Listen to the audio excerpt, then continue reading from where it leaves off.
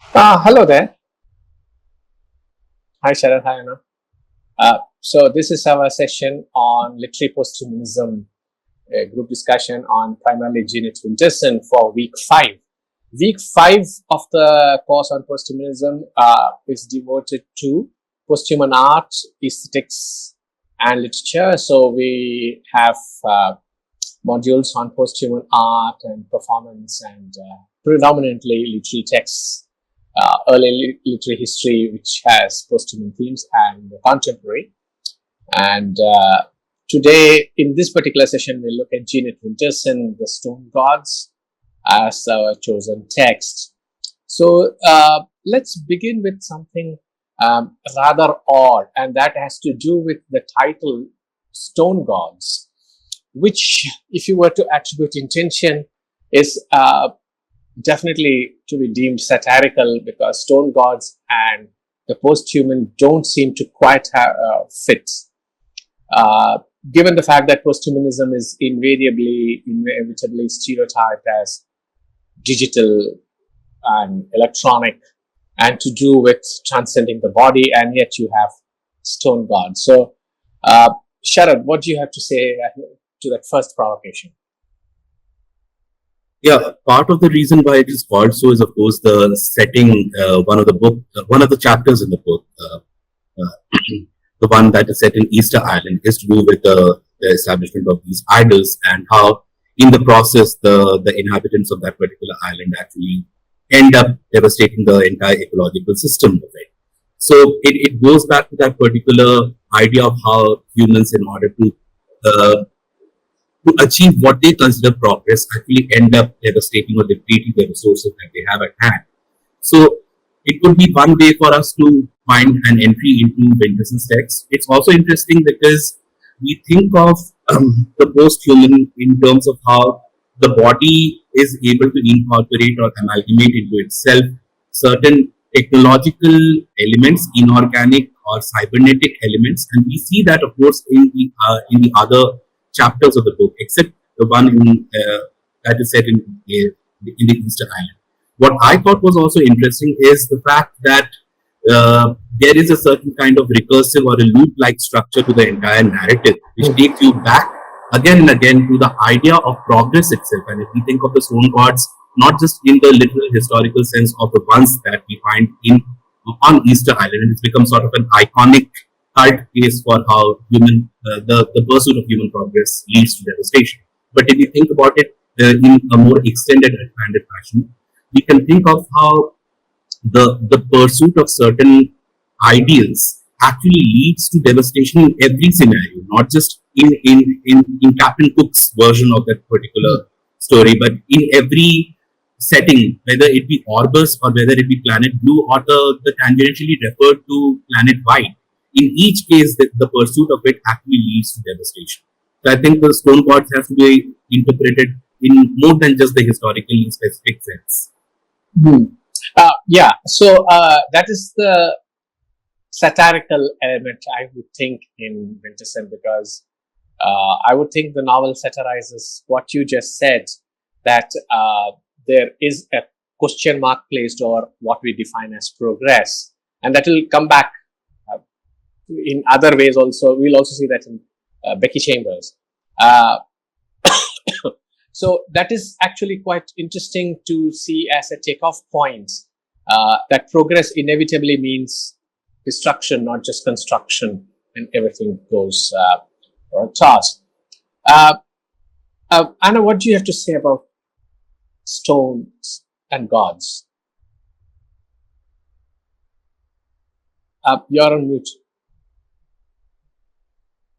So I was thinking not just of the stone gods on Easter Island, though that's the most obvious manifestation of stone gods within the text, but also that, and if you think of the gods, and there are no other gods within Jonathan Winterson's book, the humans who are responsible for the so-called progress are also the stone gods in one sense, because they are the ones who determine what happens wherever they go. So you have that line towards the end of the text. I think it's in Lake City, where the line goes about how we either kill each other or we kill the planet or both, which is also a godly intervention, if you will, that there is no possibility of the human learning to live in peace. And it's something which Janet Winterson repeatedly underlines, that we don't, what we have been given, we ruin it over and over again. And the text, like Sharad said, it loops around. So you begin on an earth, or rather you begin on a planet which has been destroyed, and then Orbis, and then from there you're moving to the blue planet. So it's that Earth where there were dinosaurs, and then you destroy that, and then after that, by the time you come to the end of the book, you have reached the end of the blue planet as well, where everything has been destroyed. So are the humans within this text also the stone gods, who are only capable of destruction? That in which case, but we would be doing, I think, a disservice maybe to the idea of the stone itself. Which That's interesting, because the stone figures prominently in Jeffrey Jerome Cohen's new book on stone, where he refers to geophilia, the love of stone. Also, the famous Louise Erdrich's story, The Stone, and a short story where the woman has a stone, and eventually what the stone does, it absorbs her, she absorbs the stone. And what Sharad mentioned earlier about the inanimates as being part of, which is a very post-human vision actually, because the inanimate is what animates us in that sense. And we set about destroying what we think of as the non-living, ignoring the fact that we are part of that, which is why, of course, Rex City or the Blue Planet, all, as you just said, subject to our godly or demonic interventions, which is where Winterson's satire goes. Yeah. no, it's also something to do with the idea of, when you said godly, when they go to the blue planet in the first section of the book, Handsome, who is the prince, he decides that he can engineer an asteroid in such a way that it will wipe out the native population of the blue planet and make it inhabitable for the human. And that's godly, because you are playing God with an entire planet, with an entire population, fixing it so that it is all right for you. And I think the intervention of the stone gods within the text begins right there, where Handsome decides this is how he's going to play it, except of course that the asteroid goes wrong, everything, they have an ice age, and so on and so forth. But that's also to do with history, very clearly about how humans determine, and it's a very frontier thesis kind of thing. Oh yes. That, to borrow that famous line, to go where no man has gone before. And what do? You bring devastation, and your plans for terraforming, the plans incidentally go haywire, but it still remains. And Winterson, I think, is very good with the intentionality there. That this is what we plan to do. This is what we can do. It doesn't pan out quite that way, but humanity's intention is very, very clear. It's also to do with the presence of the past, that you are always looking for another frontier. But I thought the idea of the blue planet was itself interesting, because that was an echo of the first photograph of Earth taken from outer space, the famous 1970s, early 70s picture from NASA Actually, the human in Winterson's book, at least in the 3 sections, I'm not very certain how the Easter Island section fits in, apart from, of course, from the fact that they destroy the island completely. But the human in the other 3 sections is also one, like you said, a frontier-seeking human. So you also have that repeated passage, which is in italics within the text, where they speak about different frontiers which they are constantly aiming at, and which they will then subdue the populations there, and so on and so forth. But you also have this human who, in this search for a frontier to devastate or to civilize, in the pursuit of that, it does not matter what else falls. And they're constantly, right? So it does not matter about, so they also have those 3, the caliphate, the eastern, the Eastern Caliphate. No. Caliphate is different from the Eastern. Central power. Central power. So they have these 3 powers. Central power. Yes. And these 3 powers, they cannot get along. But when you look at what they are doing, each of them is also consolidating. So there is no question of being able to live with somebody else or live in peace with. And that I think is something which the text also does very beautifully, because wherever you go, you have to bring devastation. And it's something which is underlined right in the initial sections where they talk about how when they are first, the discovery of the blue planet has been made, and the telecasts are all about how we will move there. Even then you have, and that I think would be your post-human angle if you want to think, I mean, that's the way I thought of it, that the post-human here is actually very human, because we are not willing to live with anybody else. So Winterson's post-human angle is more to do with how as humans we have failed. And that failure is something which she shows us across all 4 sections of the novel. I think that you cannot transcend what you are.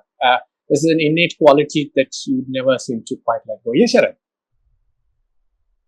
Yeah, I was also thinking about the human in terms of how there are different time scales. So on the one hand, you have the time scale of the species itself, which is over and above the time scale of individual human lives, which is Billy or Billy Crusoe.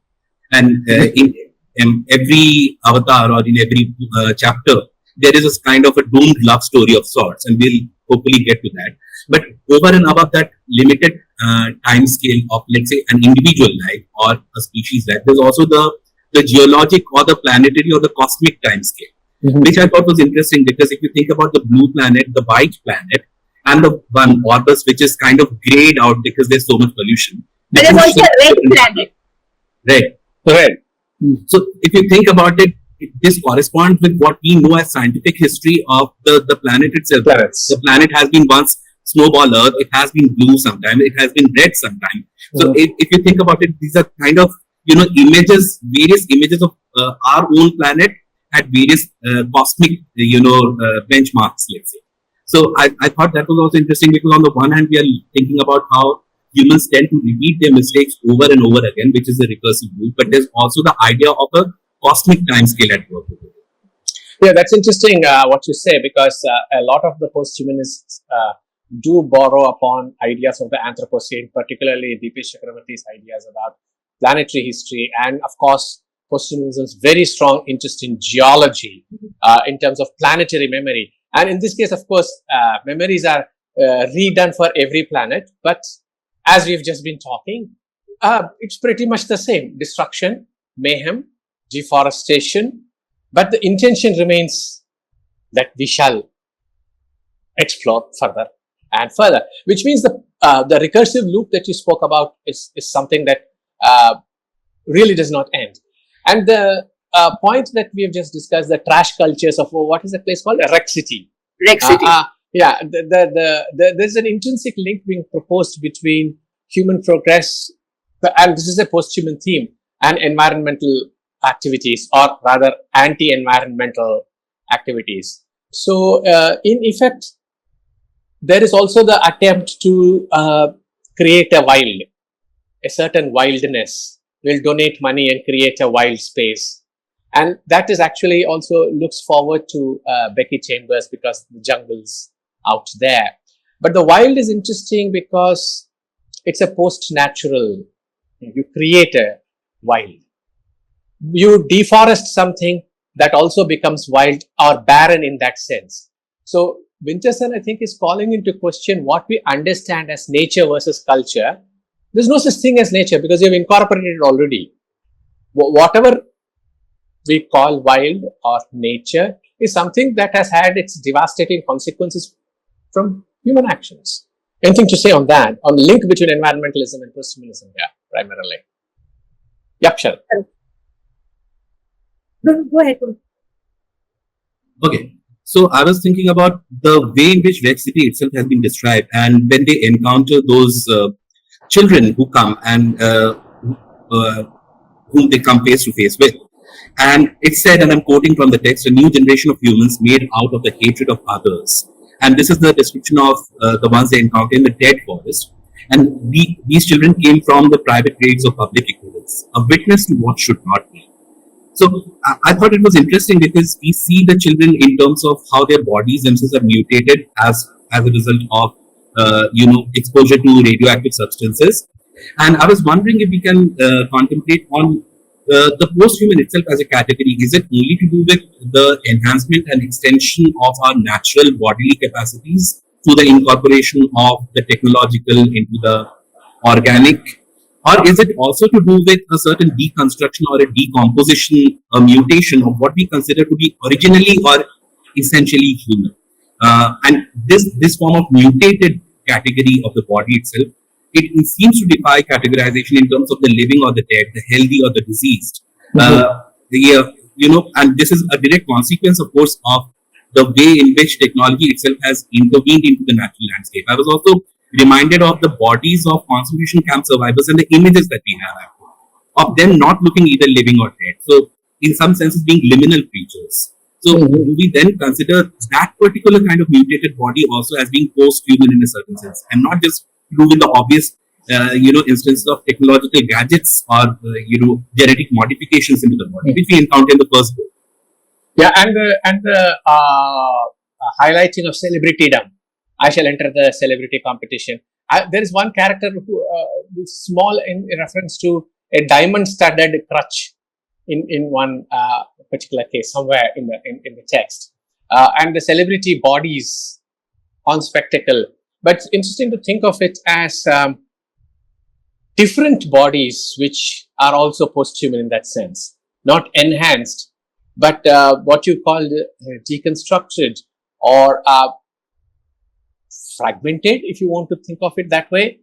And the whole idea about bodies being of a certain type, celebrity bodies in particular. And there is, of course, this emphasis on shopping and chic and fashion and things like that. So I was also thinking of the holograms, the celebrity holograms that occur, all passing things that are there, part of culture. But let's get back to the question of the body, Rana. Yeah, so I would think of the body in the text as you have actually in the first section, the Blue Planet section, where you have Pink, the woman who has been genetically fixed at 24, but she wants to be genetically fixed at 12.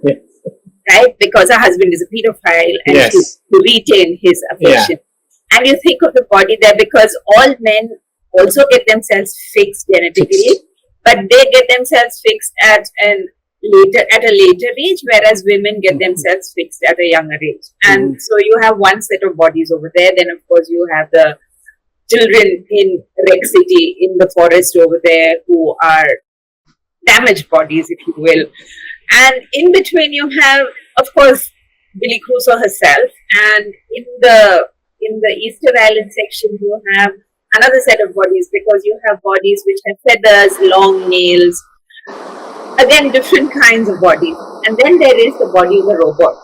I mean, there are many robots, but Spike, who is the central character for, right?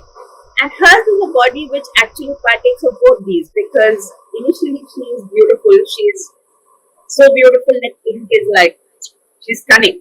Like Pink, who wants to be stunning herself, admires the beauty of Spike, and she's impossibly beautiful, if I'm right, is how she says at some point in time.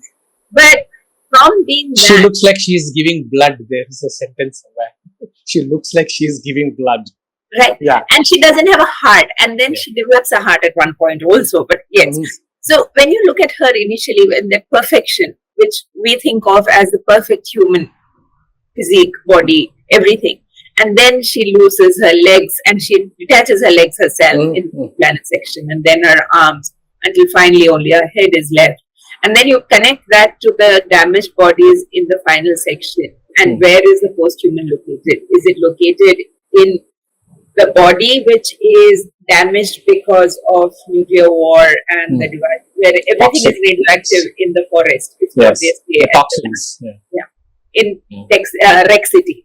Or is it this body which is perfect initially, but which she then dismantles for herself so that she can conserve energy and make. So where is the human located in this question of bodies? Yeah. Because she says, the longer my head can keep running, Yeah, and that is a typical also biological thing, isn't it? That your extremities begin to freeze first in hypothermia because the body is attempting to retain heat in the core. So, is that the core? It's a very post-human image. The self-dismantling, shall we say? But also other things that come in. She's able to read data, and there's a line there. Everything about me is above my wrist. And when she's unable to read, she says, "I can't read your." Oh, but instead she's reading the mind. Mind, the thoughts. Because the mind, and then there is the centering of the mind as perhaps a little or a tad more important. And that's what makes you human. Yeah, so the question of the body is interesting also because of the theme of the Robo Sapiens, which is a recurrent one. And the problem that people working in robotics and posthumanism have addressed that the problem with the robo is not that they are unlike us, but they are a little too much like us. And for example, the self-dismantling as an act of what? Agency, courage, sacrifice, qualities associated with the human. But here, out of a sense of self-preservation, the robot does that. So let's spend a couple of minutes talking about the Robo Sapiens. Sharon? Yeah, so when you're talking about this kind of self-dismantling and the fact that for us, quote unquote humans, it's a little disturbing to see someone disintegrate themselves that way. There's also the sentimentalist trait of the love story, love as an intervention, which I thought was interesting because this recurs in all the parts, all the chapters of the book. And I thought it was interesting because if you think on the one hand of us being trapped in a loop of constant destruction, then the love between a human and the other of the human is also something that then prompts us to think of what it means to have relationships, human relationships. Because and I was reading up on secondary material also, and lots of critics have made observations about how the text is queer not necessarily because it features a lesbian protagonist in the first part, Billy Cruz. But it is queer because it talks about the love between the human and what is traditionally not defined as human. So the category of the human itself is queer. It is not necessarily to do with non-heteronormative forms of romantic or sexual association alone. It is true with the fact that this kind of affiliation, which we see as the doomed love story with which every part of the book ends. Yes. In some senses, also going back to that whole sentimentalist idea of love being a form of an alternate trajectory, perhaps, but it is never realized. I mean, it does not transcend all in that sense. So I thought that was interesting. I also thought it, just what you just said about the queering of it, and it's again typical Winterson Moore, I would think. But even the planetary and the cosmic are described that way. This at some point the pulsar described as sending out radio images, it destroys itself. And the last line, last phrase, as I recall it, is love and loss. Now, what is love and loss on a cosmic scale? I mean, it just bewilders you that you can actually visualize it that way. So I thought it was interesting that the way the love story works out through that. Also, like you said, non-heteronormative and machinic, if you want to think of it that way, or queer, and the posthumans link with queer has, of course, been explored. And I have anything to say about this particular part of what Sharat has said? Yeah, two small points. One about how the love and loss thing. But the loss is something which, again, I think in a post-human move, the last line of the text is, and I quote, "Everything is imprinted forever with what it once was." Nothing is lost. And that nothing, right, the fact that nothing is lost in one sense is post-human because a human is finite, defined within certain boundaries. Here you have a text which then tells us that everything is imprinted forever with what it once was. So there is no loss which is complete and total in that sense. And the other one was to do with your Robo Sapiens one, which was to think about how in today's age when we speak about the AI everywhere, the Robo Sapiens in the text, Spike, she is somebody who, like the AI, develops. She initially, she says she had limited capabilities. and then she grows. And the one in the final sections also. So both in the Blue Planet section as well as in the Tech City, Rex City sections. In Tech City, she has to be taken around by Billy Crusoe so that she will learn. Learn. She learns. Yes. She learns to experience different kinds of things, including sex at one point. She wants to learn how to meet other people, to talk to other people, and then she learns to disconnect herself from mainframe. She's like, done. Yeah. Like, but in the first section, she also says, there are two parts. One is where she doesn't have a heart, and then towards the end of that section, when Billy Crusoe touches her, she says, "Do you have a heart?" She says, "Yes, now I have a heart." So if you think about Robo Sapiens and the resemblance to the human over there, the humanoid or the robot is also then becoming human. And which I thought was good, because when you think about, and of course Janet Winterson's book is somewhere in the early 2000s, before AI. Yes. Yeah. So when you think about how perspicacious is this, that she's talking about a developing intelligence in the robot at that point in time, and it's a development which the text underlines for us, that robots learn, and once they learn, then can you think of them as being more than just a robot? I'm interested in the word you used, that the Robo Sapiens grows.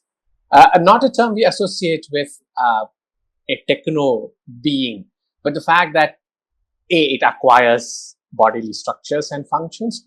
B, it also acquires emotional intelligence. It's more and more attuned, shall we say, and that reminded me so much of Clara in Clara and the Sun, where she discovers that, when the mother and daughter are speaking, I forget the name of the girl, I shouldn't be there. So she goes and stands in a corner.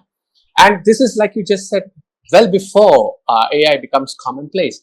But the fact remains that the robo learns. So in many ways, the robo's acquisition of learning, of emotional intelligence is why it's a Robo Sapiens. Because sentience, emotional intelligence, and a sense of what I just said before, altruism, sacrifice, responsibility. Because at some point in the novel, there is a passage about what it means to be human. And it says it's to bring up your children, educate them. It says to let them develop in their own way into adults. And the response is, love is just nature's way of getting one person to pay somebody else's bills. Yeah. Typical Winterson again, So, but I thought Sharad's point about that, and which you're building on, is interesting. But Sharad, anything else on Robo Sapiens? Yeah, so if we are talking about growth, it is not growth that is then engineered by humans in the Homo sapiens. It is something which is evolutionary in nature. And if that is something that we associate exclusively with, sentient organic creatures, then we see that the robot becoming more and more like human starts to make more sense. I was also interested in what Anna spoke about, the last line, everything is imprinted forever with what it once was. If you think about this particular, the structure of the novel itself, 4 chapters, all recursively going back to a story of human colonization of other worlds. So it can be the Crusoe story, of course. It's also to do with Easter Island, but other worlds in the planetary sense. And you think of how this recursive structure also ties in very well with the postmodern aesthetics of the novel, where the text itself is like a palimpsest. And by the end of the book, we come across a manuscript called The Stone Gods, which is not yet finished. So I think it is also important for us to understand that the structure, on the one hand, works very well in terms of the theme that there is a constant loop of destruction that we humans seem to be almost, compulsively committed to. And then there's also the structure in terms of the novel itself as a form, which Janet Winterson is experimenting with. So it becomes a palimpsest, a story that is constantly being written over and over. And one from which we do not seem to learn, which should be the larger satirical point that she makes, that you may be human today, post-human tomorrow, but you do the same thing. Wherever you go, you behave in pretty much the same way. And whether that means that perhaps humans do not grow as well as others do. Because if, from what Anna said, learning to do things, learning various kinds of abilities, acquiring various kinds of abilities, then I would think Winterson is asking, what has been the nature of our evolution? You just used the term, Sharat, about, as you put it with an unintentional pun, evolution is in the very nature of things. Then the question is, what is the nature of human evolution? Have we evolved better? Have we got, for example, more ecological consciousness? Are we concerned about other civilizations? Because, of course, like with traditional scriptural stories, you first decimate the natives and terraform the place. And then you ask yourself, well, what else can we do to make this place? So when you said palimpsest, I was also thinking that planetary bodies and internally also, you make every place a version of what you just left behind. Those are also palimpsests. I don't know whether we can think of it as planetary and cosmic palimpsests, but everything becomes a version of what Earth was, what we made of it, and then you replicate the same situations, you replicate the same destruction, so that at some point you have to ask yourself, what exactly is being imprinted on what? You know, that is also a question. We have 1 or maybe 2 minutes to go. Anna, rounding off. Yeah, I would just want, we spoke about human bodies, we spoke about robot bodies, but there are also the purely mechanical. So that would be my last point regarding Winterson's text. There are the robots who are nothing other than function. So they are the kitchen robots. Then there are the various bots the various bots which work through the text. They are the traffic light bots and this bot and that bot. And again, it is about the utilitarian, that the human is only able to configure anything or everything within his purview, or their purview, shall we say, using correct pronouns, within their purview as utilitarian. We do not see co-evolving, no. We want to always use what we have. Which is also retaining a certain kind of hierarchic structure to any social order. Well, yes, thank you. That was fun. Sharat, we can stop recording.